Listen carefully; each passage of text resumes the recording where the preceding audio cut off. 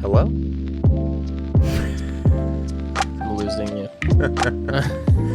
Hello? I don't know what's happening. Hold on. Let my Wi-Fi catch up to you. You were speaking with so much energy, my computer couldn't handle it. It's like the sun. My gosh. Oh. I'm gonna assume.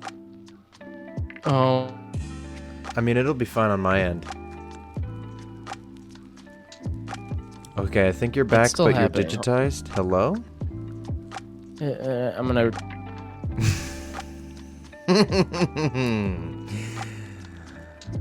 Oh. And that's what I think of the Mario movie. If I'm being honest, that's my entire opinion. And I'm not going to say it again. Oh no! I missed all. Just kidding. Okay, this isn't gonna work. It's not gonna work. What is wrong? Oof. What you doing? My Wi-Fi connection. Well, I already used all my energy, so. No more energy. No. Good stuff. Hey guys, welcome to the Anchor ad. No, we don't do those anymore because Anchor is gone, and we don't have a sponsor. Huh? Yep. But that's okay.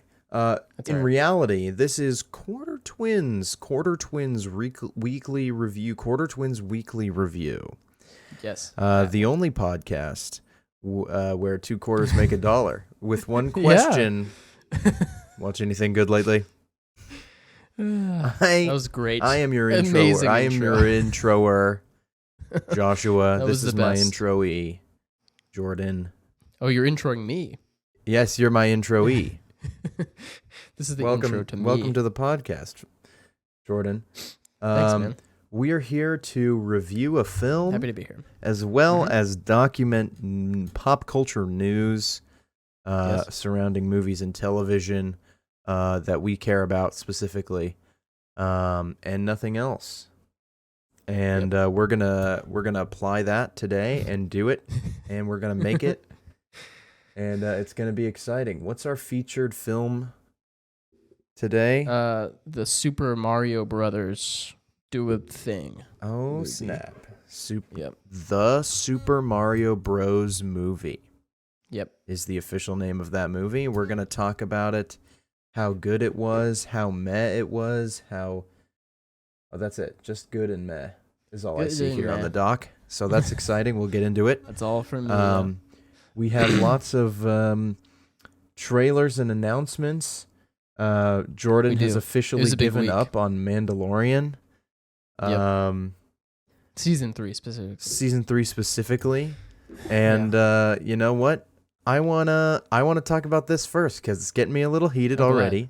And we've had an interesting turn of events. Had a bit of a flip flop. Mandalorian Season 3. So let me bear my case, then I'll hear from you. Okay, if you're good with that. Mm-hmm. I think we're pretty much opposite on Mandalorian opinions. I think first season is a masterpiece, the best season. It's episodic, and every episode is its own little adventure, and I like that personally. Joshua, that's the thing he doesn't like about it. Everybody, I think it's amazing. The second season, so the first season was very contained, separate from the big, large Star Wars plot lines, and it just had Din Djarin running around with the child, as we were calling him at that point, Baby Yoda for us. That season ends with he takes off his helmet once and is like, I don't even remember season 2. I'll be honest. I know Boba Fett was in it. I know Luke was in it. That's all I remember. For season 2, Dave Filoni was like, all right, guys, I did a standalone thing. Now we're doing cameos. And season 2 has introduces Bo-Katan, Boba Fett, Ahsoka, Luke Skywalker at the very end. And seasons 1 and 2 have a ongoing plot. Mando is trying to get Baby Yoda to a Jedi. That's his task. He needs to do this. That's the kind of quest that he goes on. He ends season 2 by getting Baby Yoda, Grogu, to a Jedi, Luke Skywalker. And that's where we end it, season 2, and Din Djarin is off on his own adventure to retake Mandalore or whatever. And then there's a show called The Book of Boba Fett, where in the middle of, we get a little Mandalorian 2-episode arc where they essentially go, you know what? We want Baby Yoda to come back, so we're going to have him come back. And essentially, from that point on, they kind of backpedal on everything they've done in season 1 and 2. Season 3 starts, Grogu's back with the Mandalorian, and it's just, there's no real reason for it other than Luke was like, hey, you want to go back with your father? And Baby Yoda was like, yeah, sure. Yeah. And now we're in season 3 where the plot is Bo-Katan is kind of the focus now, which I'm not necessarily against that idea, but it makes Din Djarin just kind of stand in the corner with Baby Yoda, just like watching Bo-Katan do things. And this episode that came out most recently, I didn't even watch the whole thing because Lizzo and Jack Black show up, and it's just nothing to me. It's just, I'm not interested in any of it. It feels so just directionless, and not, well, that's not true. Like they're going, like Bo-Katan at the end of this episode, Din Djarin's like, hey, I dropped my Darksaber earlier, and Bo-Katan picked it up, so it's hers now. And that's good, right? Like that goes along with the Mandalorian laws, right? So where she has it now. And so what they did in the second season is they set up this conflict with Bo-Katan and Din Djarin, where Din Djarin wins the Darksaber, and the Mandalore can only be retaken by the one who wields the Darksaber. Bo-Katan wants that, and she can only get the Darksaber by defeating Din Djarin in combat, is what they tell us in season 2. That sets up a conflict. And in this season, they just go, she gets it because he dropped it and she picked it up, and it's fine. And nobody has to have any sort of character conflict. We distract you with Lizzo and Jack Black for some reason. I thought it was really obnoxious. Not a fan. So, what did you think about? And you kind of had the opposite journey. Well, season 1 is very episodic, as you said. Lots of self-contained stories with meaningless, pointless stuff that I don't care about, that doesn't matter. And then 2 episodes of actual plot at the end of the season that are cool. And it's like, cool, great. Why can't the whole season be this? And then season 2 is so forgettable that the only things I remember are the cameos, which is sad. And the, well, I like Book of Boba Fett because I like, I liked it. Who am I? Who cares? Whatever. It's not important today. You're the only one. I'm the only one that likes it. And everybody who actually enjoyed Book of Boba Fett liked it because it had 2 episodes of The Mandalorian mixed in. Yep. And those episodes were obviously cool. The Darksaber is heavy, but only in Din Djarin's hands. He doesn't deserve the lightsaber anyway. Personal opinion, it's whatever. He's not born on Mandalore, so. And he didn't really defeat Moff Gideon in combat. Yeah, well, he didn't kill him, is what I mean. Yes, and that's the all the Mandalorian way. Semantics. So. Yeah. It's a bit of a Draco won the Elder Wand from Dumbledore kind of bit. Right. Where they're like, oh, actually, this is what happened. So I'm not a huge fan of that. I'll admit. And then we get into season 3, and they're like, hey guys, what if we did something cool instead? What if we did a plot? that made the universe larger. Something called world building. Yeah. And Jordan was in. Sure. And then slowly but surely, he started to slip away as I rose to the occasion, finally enjoying The Mandalorian again. Yeah. And then I read a tweet on Wednesday, something about cameos in this episode, and I said, oh no, who's it going to be?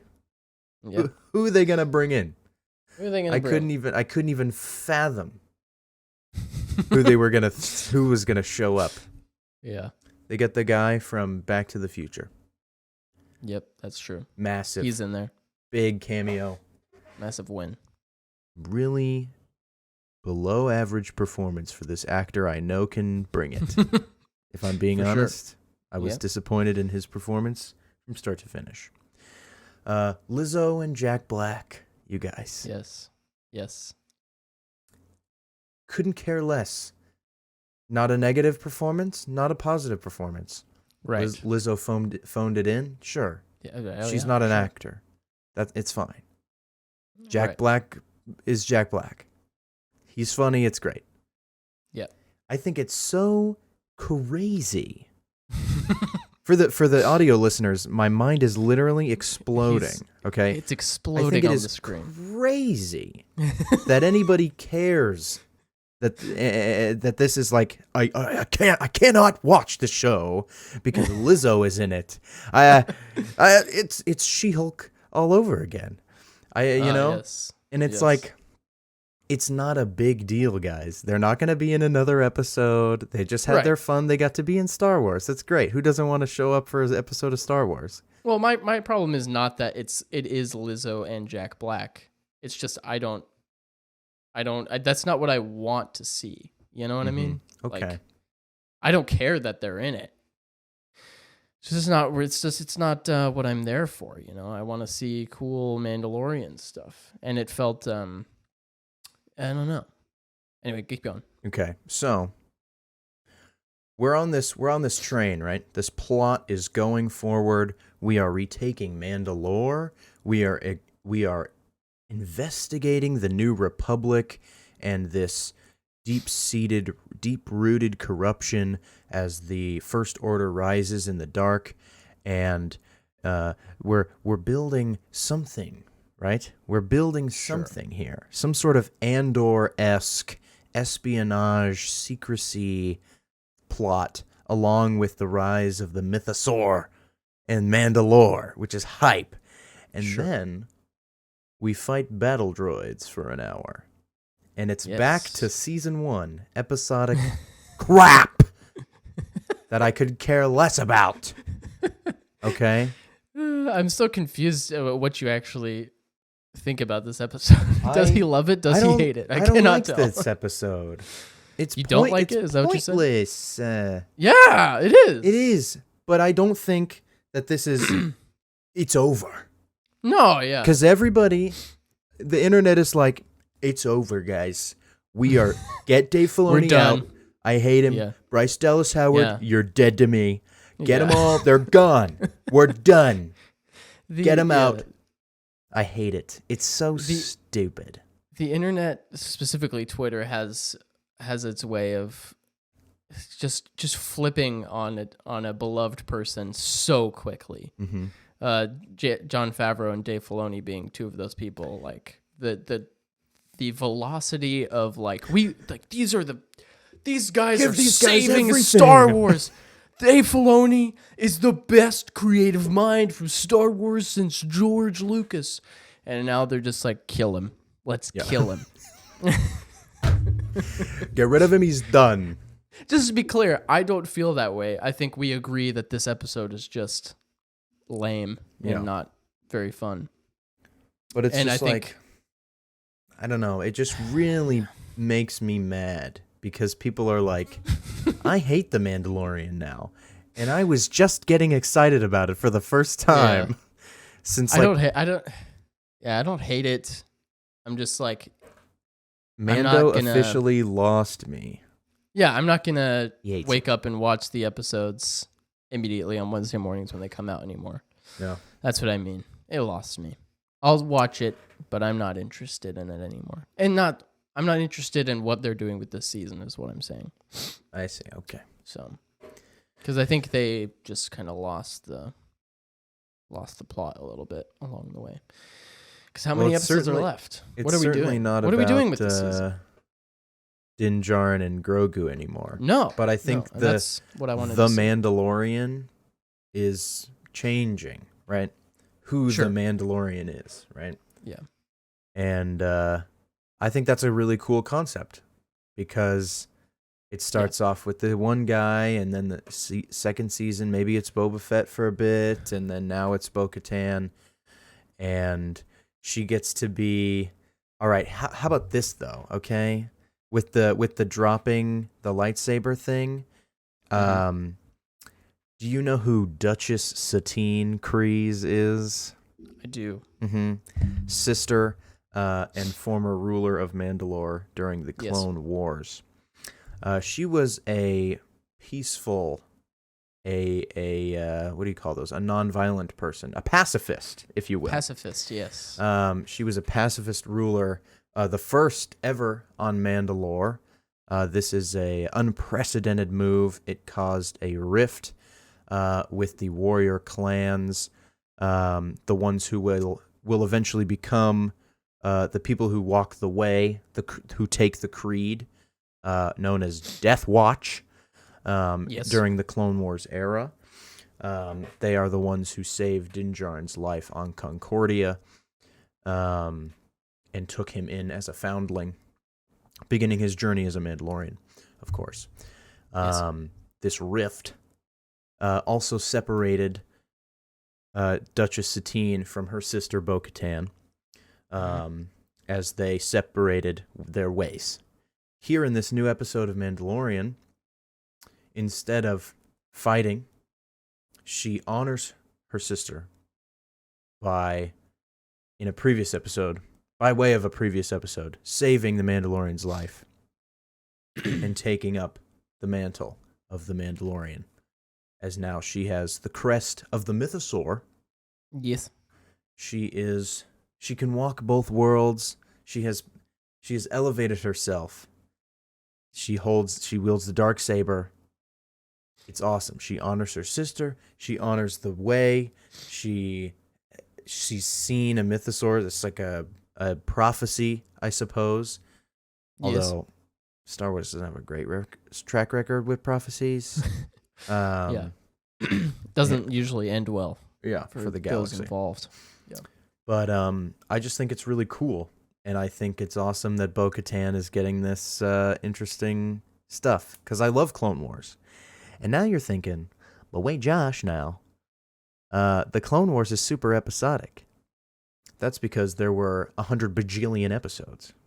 Yes. When you have these seasons that are like 10 episodes at the most, you can't do side quests. There's no time. Well, yeah. So I mean, I guess, yeah. That's where I'm at right now. Well, we'll see what happens with the rest of the season. Yeah. If they fumble it, then I'll be right back with you. Because at the beginning of season 3, I was anti-Mandalorian. So I'm holding hope. Just so tight. And it's already, my pinky is loose. You know what I'm saying? So. Yep. Well, we can continue talking about Star Wars, because apparently Star Wars Celebration is happening right now. I didn't really know that was happening right now. But I woke up this morning to a bunch of announcements. Mm-hmm. Apparently, Kathleen Kennedy comes out on stage and is like, "We're doing Star Wars movies." Now, for those who don't know, there was a whole slate of Star Wars movies announced. There was Rogue Squadron. There was the Rian Johnson Fabled trilogy. Is that real? Was all of these things. No. Oh, these are the past all ones. of that. Those are things that have all been canceled. Don't get my hopes up. And no movies were on the docket for a while. But she comes out on stage today and she's like, "We're doing movies. We're doing 3. Well, wait, I have 3 directors here that are going to be directing movies. You got James Mangold is directing a Star Wars movie, which is Logan. A huge win. He did Logan. He's doing Indiana Jones 5. He did Ford v Ferrari, which is really good. He directed 3:10 to Yuma, which is really good. amazing director. Hype for that. And you got Dave Filoni directing a Star Wars movie. Let's go. Which is going to essentially be the Avengers of the Disney Plus Star Wars TV shows so far. Going to bring everything together in a movie or something, which doesn't sound that interesting to me because I don't. And they showed a trailer for Ahsoka, which I'm not really super interested in, but that's just me because I didn't watch Rebels and I don't think I'm tired of Ahsoka stories. Yeah. But James Mangold's movie, they said, is going to be take place during the Old Republic, which is very exciting. That they're finally potentially even looking at the origin of the Jedi themselves. Yes. Which yes, Professor? Yes. I already know the origin of the Jedi. I know the origin. They were featured in a video game. Yes. That is canon. So, what are we gonna do about that? Are we gonna mess that up? What are they gonna do? Probably. Okay. And then they brought Daisy Ridley on stage. Everybody. And Kathleen Kennedy says, "We're making a movie that has Rey in it, and she's gonna rebuild the Jedi Order." and we all said, "What?" It was so baffling, but also so obvious that they would do this. Because let's be honest, they have not shown any proof that they have any idea what they're doing ever. The current leadership at Lucasfilm. Dude. They have one female Jedi. Well, they have two female Jedi, Ahsoka and Rey, that they keep using. Hey now, and they're like, Sabine held a lightsaber for a time. Yeah. I don't know, man. Maybe it'll be good. It won't. No, it's not going to be good. It's not going to be good because she's a Palpatine, saying that she's a Skywalker, and really and we will never forget that. And that movie is instead trash. of a nobody, which was way cooler and meant something. If they said, we're bringing Rey back, we're doing a Rey Star Wars movie set 15 years after the Rise of Skywalker, and Rian Johnson is directing, I might be on board. But they didn't say that. No, some other not. lady is directing it. So Too much hate for The Last Jedi. Rian Johnson will never get his trilogy he so deserves. So deserves. And you know what? It would have been the best Star Wars trilogy ever made. And They would have you all been will so never good. see it. I blame all of you. Yeah. It's We're never getting eternal it, and it's your suffering fault. upon you all Yep. for Yep. hating on Rian Johnson. No, Speaking of specifically. hating on Rian Johnson, I watched the first episode of his Peacock TV show Poker Face. Oh, yeah. It was like a 3 out of 10 at best. I'm disappointed. Yeah. So I will not That's be rough. continuing. But I mean, he didn't really... It came out of nowhere. It didn't get any sort of promotion. And he so, was like, promoting it on Twitter. I guess. That's about it. You got to do that, right? Yeah. So, yeah, we're in the midst of Jordan's news segment, everybody. Okay, hit me.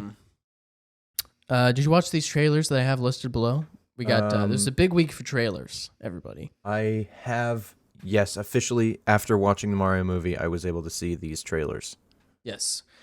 We got Blue Beetle. We got Spider-Verse Across the Spider-Verse. Big thumbs up.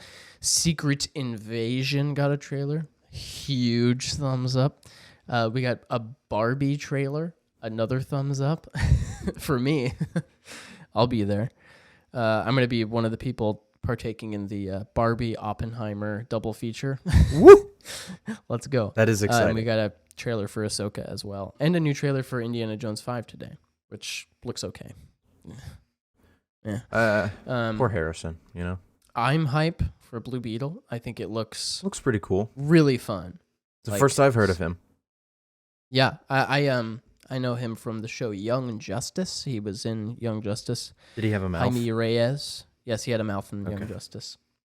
Jaime Reyes gets this alien scarab that attaches to him and gives him superpowers. It's pretty fun. Cool. The movie looks really good. It looks like it came out in 2008, and it looks really good because of that. Looks kind of It's fun. like a fun little nostalgic Just like a fun superhero little thing, you know? Yeah, it's just a fun little thing. Yeah. It doesn't take itself too seriously, maybe. I mean, we'll see. Jordan loves it when movies sometimes don't take themselves seriously. I do. It depends on the film, but yes. Like Aquaman, for example. If they were like gritty Aquaman, it would have been like, what the heck? But it doesn't take itself seriously at all, and it's probably bad, but I love it. Across the Spider-Verse, great stuff. Looks awesome. It looks incredible. I'm very excited. Everybody knows that. I don't think there's a living soul on the planet who would disagree with that. Kind of also wish I didn't see the trailer because, let's be honest, I know exactly what's going to go down. But what can you do? Yeah. They'll surprise us. Oscar Isaac sounds okay. Yeah, it's interesting.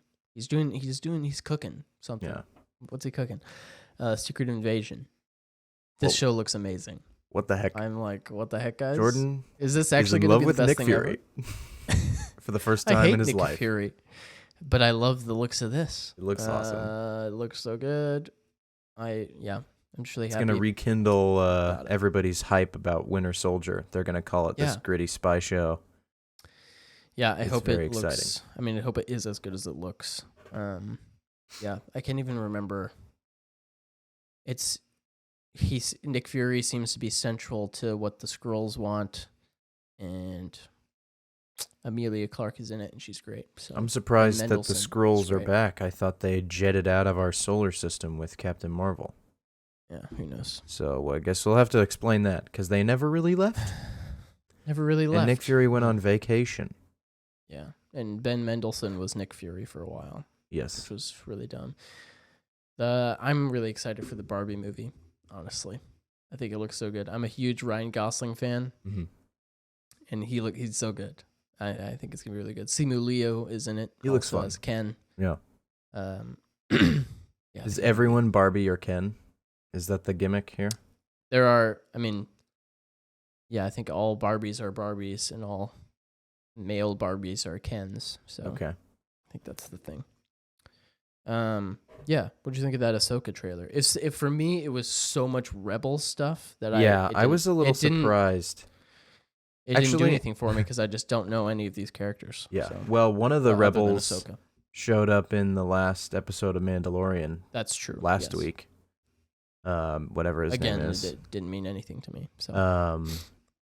Yeah, I watched the first season and a half of Rebels, so well, I forgot the big guy's name, but I like Sabine. She's cool. I know she's a huge character for a lot of people, just like Ahsoka. So like, it's good to see her, and she looks cool.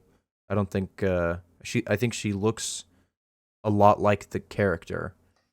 I don't like Chopper the droid. It's like it's like a C-3PO, but he can only make R2-D2 noises. Oh, interesting. Yeah, and has hands out of his head. And Hera, the pilot, the Twi'lek, she's like one of the only actual like interesting characters in the show, along with Kanan. But he's not around for this show. Yeah. He blew up when they were doing time travel in Star Wars. So yeah, a little weird. That happened. And I think that Ezra was in a hologram for a second.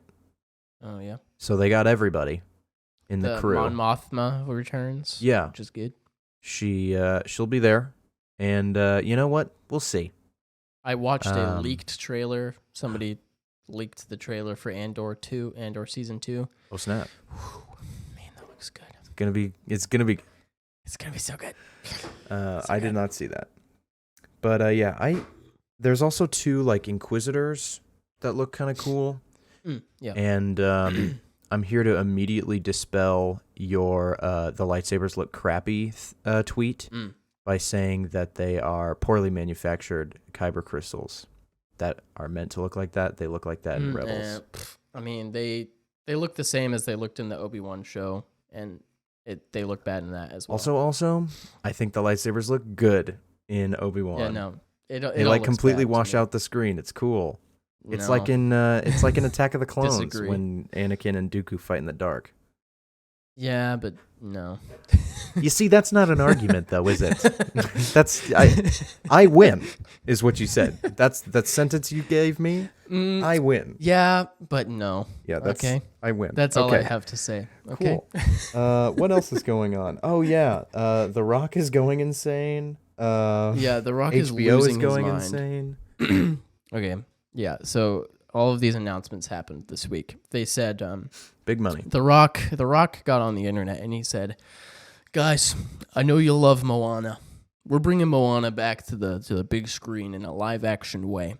I'm going to be there because I'm your favorite guy on the entire planet. I'm the most famous person. I'm the biggest person. And I'm the best person. And I'm going to bring you this movie that I know you all want." Mm-hmm. So they're remaking Moana in live action. What are they doing? Pretty soon, we'll see the trailer for the remake when we go and watch the movie. Yes. Because, what are they doing? I don't know. What are they? Is this even real? Wait. Did anybody sanction this? Okay, so the theory is Dwayne Johnson is insane, and he has the biggest ego on the entire planet. Mm-hmm. And I, up until this past year, was a huge fan of Dwayne Johnson. Yeah. But I remember the Black Adam episode. It has become just increasingly more obvious that he wants to be seen. And he has a huge ego, which is Hollywood, Sure. It's whatever. He's an actor. He's a very rich, famous actor.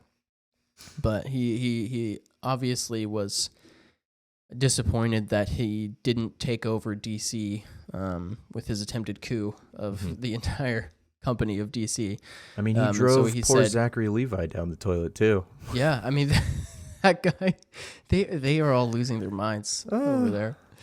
They're going crazy. Yeah, he lost everything DC related, and he already cut ties with Vin Diesel on the Fast and Furious franchise, so he can't do that. So he was like, I gotta be in something. I gotta be in a big movie. What else am I in? Moana? All right, let's do it. Mm-hmm. So what was that one? The San Andreas Fault or whatever movie? Yeah, it's San Andreas. Yes, you should do that again. But animated. But he is. He plays the guy from Moana. What's that? I don't even remember that guy's name. Tukun? That's from close. Yeah, Maui is his name. Maui. I was having a thought. I'm so sorry. About. Yes. Okay. Here's my thought about live action remakes of animated movies. In theory, I'm here for it. I just think they haven't figured out what to do with them. And here's my opinion. If you're gonna do it, say for the Lion King is a great example of this. They said with the Lion King animated movie, it's like beloved by all. Mm-hmm. They said we're gonna make it in quote live action, CG lions and whatever. We're gonna make it as realistic looking as possible, but it's going to be the exact same movie. Every beat will be exactly the same. And everybody said, no, thank you. This is bad because animation is animated and they can have emotions. Mm-hmm. And real lions look like real lions and they can't have emotion. Right. So easily perceptible emotion. Yes. I think you can do they're making a How to Train Your Dragon live action remake. I think you can do that if you take an extremely different approach to it.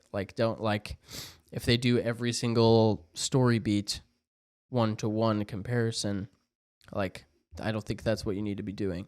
Okay. I think there's room for it. I just think they're too distracted by we gotta make money, Can I raise the Mulan live action remake to your argument? That's an example.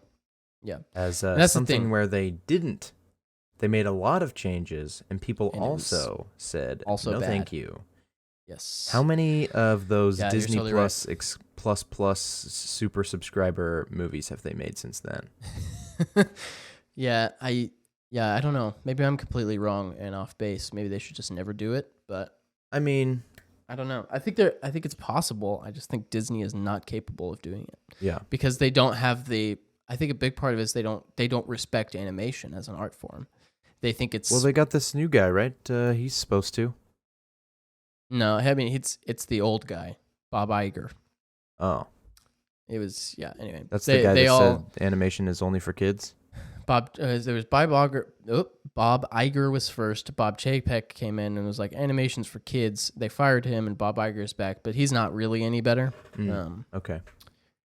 They're just they don't push the medium forward. Like these other people, like the people who are making Spider-Verse, and even DreamWorks has pushed the envelope quite a bit. Yeah, shout out to Sony. But Disney just does the same thing over and over again because they don't pay their artists enough and they don't give their artists enough time. And they made Strange World and nobody saw it. Dude, so Strange World was dope. It was good. Relatively. Dope, relatively. Dude, so as long as they don't touch Treasure Planet, I'm okay. Because if they make a live action Treasure Planet, I'm going to see it because that's going to be hype. And it's going to suck, and I'm going to hate Treasure Planet, which, for the record, Treasure Planet is my favorite Disney movie. Okay. I couldn't even tell if I've seen it, so I might watch it now. That's a heartbreaking reality. Let's watch it together. I've seen the Atlantis movie. Those are dope. I like those. Cool. But yeah, I'll go through these other things. Mm-hmm. They're making another different Game of Thrones prequel series about somebody that I don't know. Aegon's They're doing Conquest. that at HBO. Maybe that'll be cool. I'll skip gonna this one watch it for now. We can hit this one at the end. Shrek 5 is in talks, apparently. Cool. Jason Momoa stars in Minecraft movie. He's gonna be Steve? What are they doing? The biggest thing that people have been talking about is that they announced they're remaking Harry Potter as a series on HBO Max. Ooh-wee. J.K. Rowling is involved. No. So that's good. Here's my thing, right, guys? Yeah, go for it. Just because I care about this series a lot. Yes. Now, I want to hear your thoughts on this. The books exist. Okay? She wrote them. She did. She wrote them. We can't change that. The books are good. Gosh darn it, she's a terrible person. Okay? Yes. She's ruining the lives of thousands of people. It's besides the point. But it also is the main point. The books exist already. Yes. You do not need her to be there. The source material, just read the book. And then put the book on the screen. And I'll be happy. Yep. You understand? Yep. Because if you create, a 7-season TV show with, all the beats, and I can relearn all the world building, and, you can include Peeves this time, and, I can remember all the exchange rates to galleons and sickles and whatnot, that's what I want. Because I know the story. I just want all the extra bits and goodies from the book. And I don't want to reread it because I'm reading Dune and I got to read all these other books. Well, yeah, I think you're totally right. Look at Game of Thrones. That's a TV show based on a series of books, and it's the most beloved TV show of all time by numbers until the last season. Yeah. I think you can. Yeah, like you said, you have so much source material to work with. Mm-hmm. This should be good. It should be, but we shall see. Yeah. We shall see. Yeah.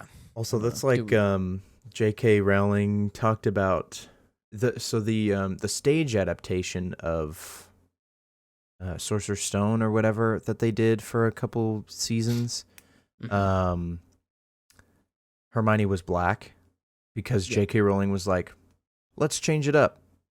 So I have a more diverse, and people won't think I'm racist or something. And she forgot that in one of the chapters, she wrote, like, the moonlight glistened off of Hermione's pale skin. Right. So I'm just a little worried that when she gets in there to keep it close to the source material, that she hasn't read her books in over a decade and won't remember anything. So and she's notorious for making things up and lying about them.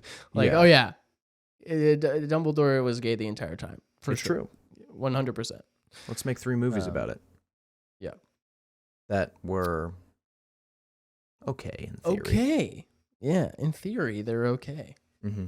I only dislike the second one. The other 2 are okay. Yeah, I think that's fair.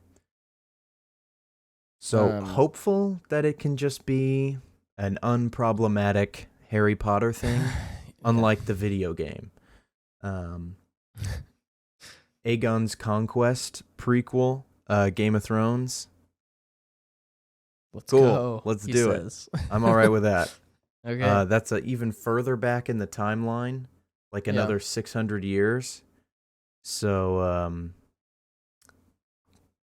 you can watch that one first, and then House of Dragon, and then Game of Thrones. I'll just wait until they fill in all the gaps, and I have like make the 28 seasons of TV to watch. Yeah, just make it insurmountable for you. Or win those $50. Maybe every year that this bet goes on, another 50 gets added to the pile. There you go. That's a good idea. Or it gets smaller.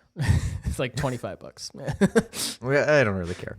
The stakes are too high at this point. Yeah. All right. How long have we been recording? We haven't talked about Mario yet. Yeah. Is this another 2-episode thing? No. Let's do this. I have like 5 things to say. Okay. Here we go. Mario movie. Give me your thoughts. Super Mario movie. Let's get the plot out of the way. Okay, so because we always forget to do that. Yeah. So here we go. All right, you ready? Let's hear it. So Mario and Luigi are 2 Italian guys living in Brooklyn, and they are plumbers. Yes. They are comically... Well, Mario's a fine plumber. He did the job well, and then they get attacked by a dog, and the owners of the dog don't hear any of this crazy loud noise going on. Extremely long sequence of them fighting a dog in a bathroom. And lots of barking and screaming. But it's fine. They lose their first job. Then there's this giant flood in the middle inexplicably, and they find this cavern of pipes and platforms. Yes. And they go down into the pipe. And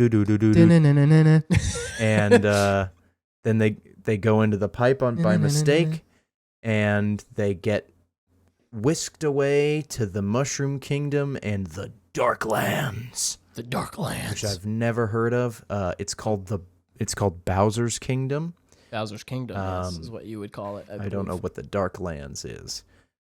Regardless, Mario has to, with the help of Princess Peach, who may or may not be a normal human being from normal Earth, Brooklyn, baby, raised how a baby wandered into this sewer dungeon and crossed into the far realm of the Mushroom Kingdom. We'll never know. It's not really important. Anyway, Luigi falls into the Darklands and gets captured by the Shy Guys and Dry Bones. Not a single... I mean, they're obviously doing like the Luigi's Mansion bit because he's got the flashlight and the plunger, but King Boo doesn't show up until the wedding at the end of the movie, which is a bummer there. So he gets captured. He's in jail for the whole movie. The entire film. Mario, however, gets to go straight to the Mushroom Kingdom, bunch of nostalgia bait, all the good music from the Mario movies or Mario games, except for Gusty Garden Galaxy, which they play in the credits, and I hummed on the way out. He meets up with Toad, and he meets up with Peach, and they go to the Jungle Kingdom, which looked awesome. Yeah. And they met Cranky Kong, Cranky Kong, yes. Diddy Kong, Yeah, he's in it. Donkey Kong, Yes. and Dixie Kong was sitting next to Diddy Oh, in the stands. I did not see Funky Kong. Yeah. Or Chombo Kong. I mean, you gotta have stuff for the sequel, right? I mean, save Funky Kong for later. I guess. It could have been Funky Kong, who was like the bouncer at the beginning. Oh, yeah. For one of the songs He didn't that they seem played. funky enough. No, he was not funky at all. So I don't think so. They fight. Mario and Donkey Kong fight. Mario wins in a dramatic moment. He gets the cat suit and scratches for a bit. We learn about the mini mushroom. Yep. Plot device. Chekhov's mushroom. Then they recruit them and they go on across Rainbow Road back to the Mushroom Kingdom. They don't play any of the Rainbow Road music from any of the Mario Karts. Instead, they choose generic trash orchestral music. Which is weird because there's so much good Mario music in this movie. Yeah. But anyway, continue. So, I don't know why they did that. Literally, the N64 Rainbow Road is one of my favorite Mario songs ever. You have all the music you need right there. So, anyway, I really expected them to do the Mario Kart lick. I was like, you have to, you know, the one that plays at the beginning of when you open Mario Kart 8 Deluxe. Yeah, the saxophone riff. Anyway, it's good. There's so much good Mario music already exists, and then they made some trashy thing.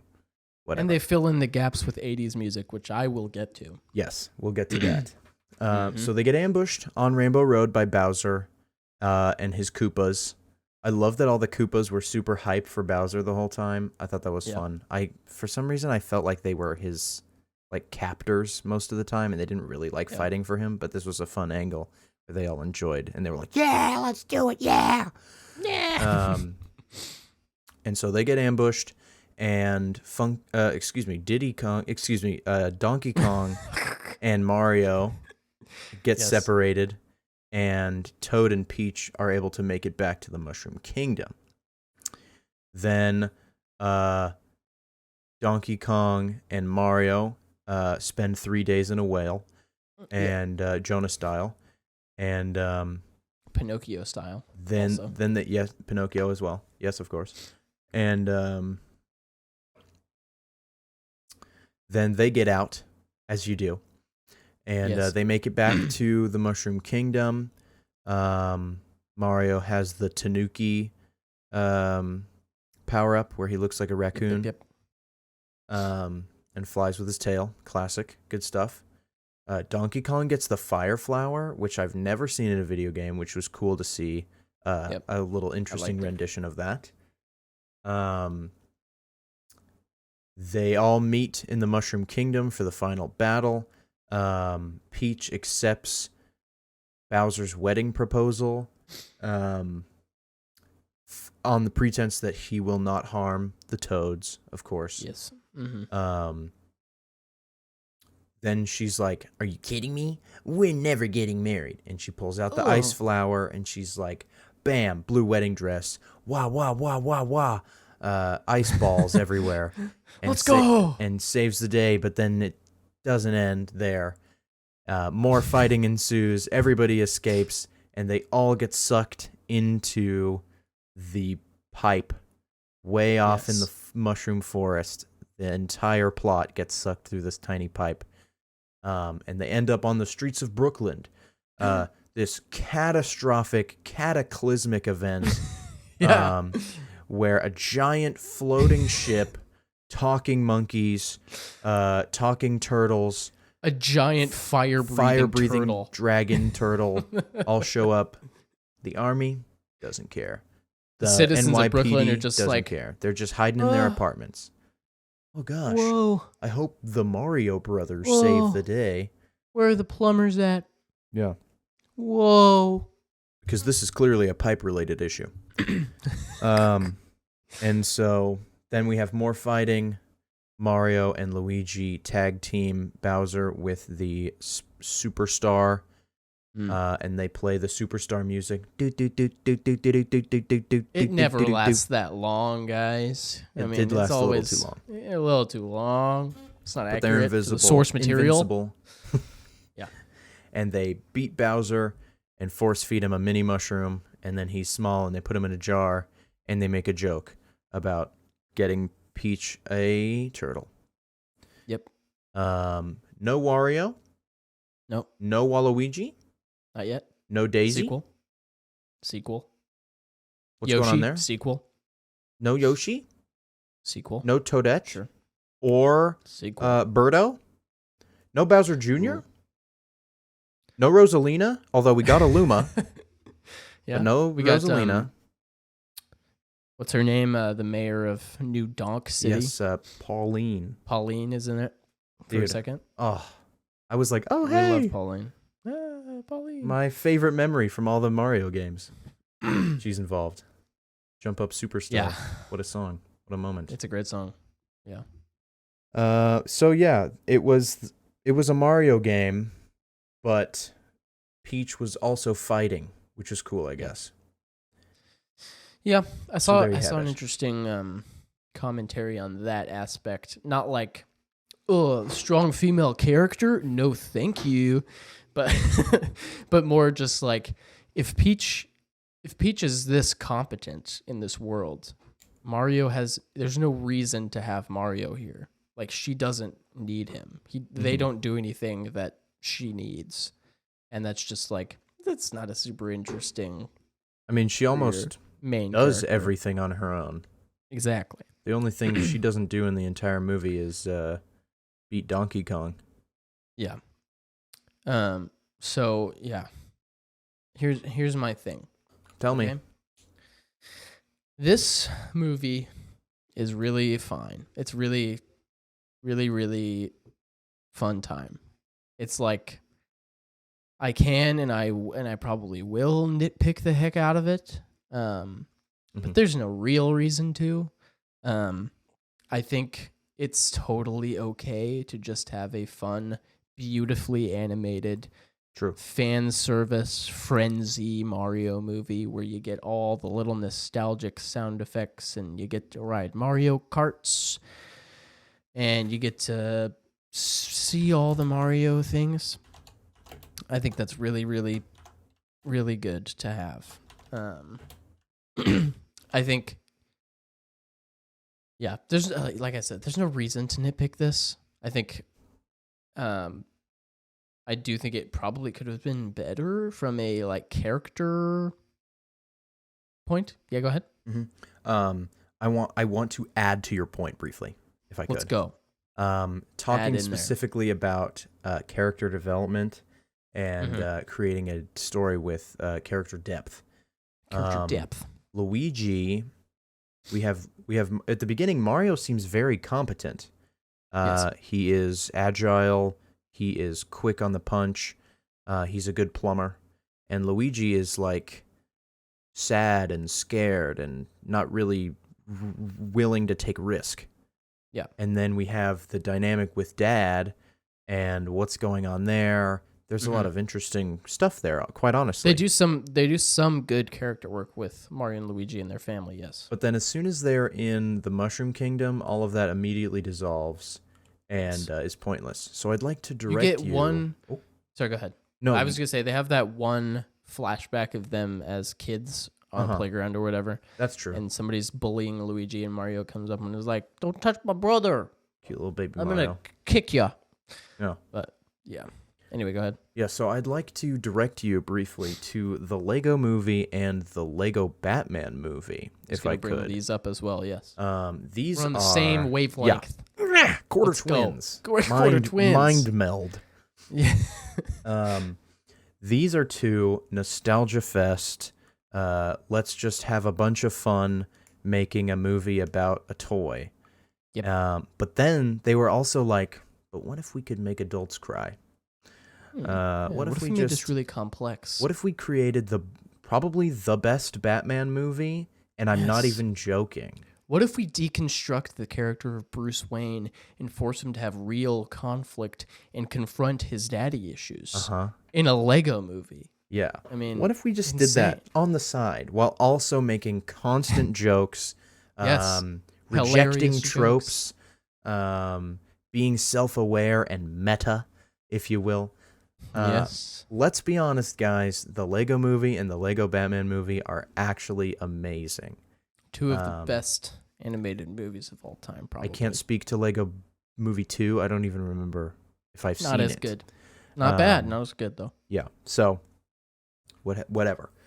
Chris Pratt is in both. Yes, he's Mario the lead. and the Lego movie. He's the lead of both of these movies. So we can see, what happens when he has character growth. You are the special. Versus that's right. Mamma Mia 20 times in the script. Yes. Almost all in slow-mo for some reason. And they do the same joke twice, which I said, interesting. Yeah. So, back to you. So this is it's a super inoffensive, fun time that you don't need to get worked up about. It's true. It's really fun. Go watch it in theaters because it also just looks incredible. The animation is really nice to look Illumination at. Knows what they're doing. Yes. And it doesn't look like the typical Disney fluff. Yeah. Okay. Criticisms. Here's my thing about making a Mario movie. Obviously, I've never made a Mario movie. I don't know how hard it would be to make a Mario movie. Mm-hmm. My opinion is they've made 2 Mario movies. The one with John Leguizamo and Bob Hoskins, and they made this one. In both of those movies, they felt the need to make Mario and Luigi New Yorkers from Earth and go through a pipe in the sewers and go to the Mushroom Kingdom. Mm-hmm. Okay, here's my thing. I think if you make a Mario movie, instead of having them be humans from Earth who get sucked into the Mushroom Kingdom, you just have them wake up. You just have them in the Mushroom Kingdom. You start the movie, they live there. You don't need to explain it. We all know. We all played the games. I was in the theater I was in a packed theater. Literally everybody has played these games. And you don't need to explain anything. You can just start the movie, start a plot. You don't have to explain which mushrooms do which thing. We all know the blue mushroom. Okay? Yes. Like, you just don't need to. You just don't. So I would have preferred if they just... Because then you just start the movie and you're there. This movie, we have to have like 40 minutes of like... Probably not even that. It's probably not actually that long, but like maybe 30 minutes of setup to like, welcome to the Mushroom Kingdom. Whoa, you're a mushroom man. Why do you look like a mushroom, Toad? Yeah. Like all of this stuff. He gets over it pretty quick too. Yeah. Well, yeah, that's another thing. Like he gets transported to this world and he goes, whoa. And that's it. Yeah. He's not like this is a talking mushroom. Yeah, where am I? Yeah. And then 30 seconds later he's like, all right, let's do this. Gotta go talk to the princess. I think just like there's so much explanation that has to happen in this movie that it really just bogs it down. Because it moves, it's so fast. Yes. Like he gets to the Mushroom Kingdom, he meets Toad. Toad is like, hi, let's go see the princess. They go to the castle. Peach is like, hi, let's go on an adventure. Mm-hmm. Like, and then they go on an adventure and Luigi gets captured. Then they're like, you're captured. Bowser's like, I want to marry Peach. Let's go. They go to Donkey Kong's land. Cranky Kong's like, I'll help you if you fight my son. Fight happens. Cool. Let's ride Mario Karts. Mm-hmm. And it moves this fast. Bam. And it's just like, which is not all bad. Short movies are good. I think it just that's part of the reason that it didn't super. You don't have time for like character development. Like, right. How does Peach feel about being orphaned on this weird world as a child and possibly finding out where she came from? How does she feel about that? It's a bit of a Tarzan's I don't know. Movie right there. Yeah. Can you imagine if this was a Tarzan homage? about Whoa. Princess Peach. Yeah. And see, I got really worked up there about this movie, but Yeah. you don't need to. Yeah, it's true. My biggest complaint And with here it this is. entire movie, guys, is the 80s music. There is so much Something about 80s Chris music. Pratt, I think. This might be my hottest take. I hate 80s music. I hate it all. I am so tired of it. I would love to see a documentary of the rise of 80s culture in our current time. I blame Stranger Things, which that's okay. It's a show that takes place in the 80s. That's one of your fine. favorite shows of all time. This movie is just like, I was okay with it. Here's what I thought was going to happen. They're New Yorkers in the 80s. I don't know. When did Mario come out? Sometime in the 80s? Who knows? Like the 40s. I was like, okay, they're on Earth. They're listening to 80s music. Makes sense. They go to the Mushroom Kingdom. You start hearing the Mario music. I thought, yes, I'm with you there. Mm-hmm. And then all of a sudden, Mario's doing a Mario thing. And I need a hero. And it's like, I thought, I don't. No. Get it. Stop it. Play some Mario music while he's doing a Mario thing. Why? God, I hate 80s music in movies. Yeah. I think it's Suicide Squad's fault that you hate it this much. Well, yeah, I don't know. Like Guardians of the Galaxy. Poorly used. Poorly used, yeah, I guess. Like Guardians of the Galaxy, there's a reason that it's in it, because he has the 8-track player or whatever. The Walkman. Yeah. That's a real reason to have it, I guess. But I'm just, it just like, it's like sandpaper to my brain. It just, oh wow, I hate it so much. Part of it is because I love movie scores so much, as we talked about. Right. I hate when a movie score is overpowered by 80s songs that I've heard 10 million times in movies. And they're often the same ones. Yep. I will Get say, Mr. Blue Guardians of Sky the at Galaxy 1 point. also has a good score. It does, but nobody remembers. Dun, dun, dun, dun, da, da, da. Da-da-da. Bum, bum, bum, bum. Yeah, see, that's awesome. They got both. Yeah. The only thing anybody talks about is the soundtrack. So, you got anything else to say about this movie? I mean, I was pleasantly surprised with Chris Pratt's performance. Yeah. I was completely indifferent to Jack Black's performance as Bowser. I thought he didn't sound like Jack Black, so why is he Jack Black? I thought Donkey Kong Seth Rogen was actually the best cast in the movie. I so disagree. Because it was just Seth Rogen. He's just Seth Rogen. Which is funny. I hated it. It was so good. I thought it was so funny. He goes, yeah, I'm like, that's Donkey that's Kong. awesome. That's not what he sounds like. He sounds like, he should have done that. Yeah, that okay. I'll no, I'm make just sure being I'm just being silly. I just didn't like I just don't like him very much. And in general, so we love Anya Taylor-Joy. I have nothing negative to say about her. She's great. Did you see her at the premiere? Yes. In her Dior jumpsuit type thing, peach outfit. It was great. Yeah. That was all for Noah. I don't really care about Anya Taylor-Joy, but he's a huge fan. Well, yeah, I like her a lot as an actress, but she's not bad. But she didn't really work too hard on this movie, if I had to guess. No. So she had fun, I'm sure. I thought they did the best thing possible by, they have that Mario and Luigi make this commercial for their business, and they're talking like, "It's me, Mario. I'm gonna fix your pipes," and then that they talk like that in the commercial, and they're like, wouldn't that be weird if we talk like that in real life? That's ridiculous. And you hear them talk in the commercial, and you're like, yeah, this would be annoying if you talked like this for the entire movie. So I think that was a really smart decision. So yeah, but he does say "Mamma Mia" a couple times. Many times. Yeah, they all do. I don't know. I really wish that they would have leaned into the side-scrolling stuff. They did it. I think they did it once, where they do a little Once or side twice. scrolling. I think they could have done that a couple times. I honestly I wanted them to, when Mario is fighting Donkey Kong, I wanted it to just look like a Smash Brothers. Like you're staring at the screen from this angle, and you Right. just watch them fight like that. I thought that would have been cool. That would have been really Just, a cool idea. Like the top-down fight in John Wick 4. Right. Like, do something creative like that. I don't know. Yeah. Maybe they should take my suggestions.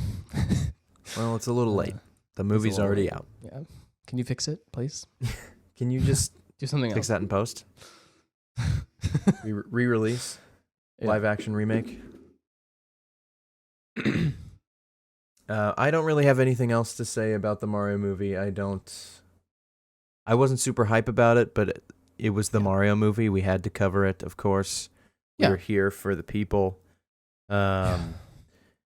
Instead, I'd like to briefly talk about another movie that I Oh, watched. boy. Yes, that I you watched should. today. Yeah.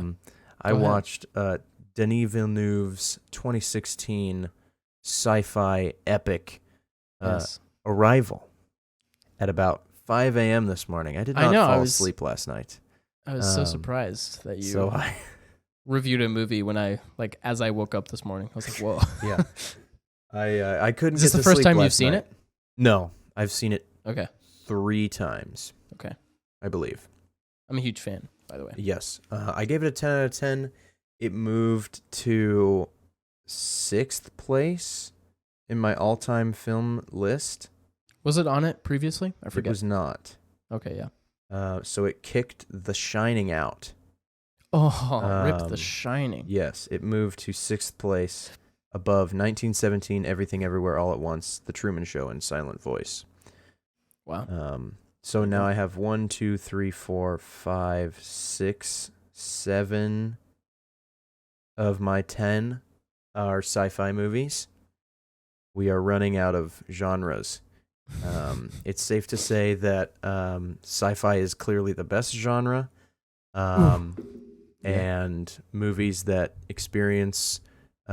make you explore your own humanity are good movies Yes. across time and space.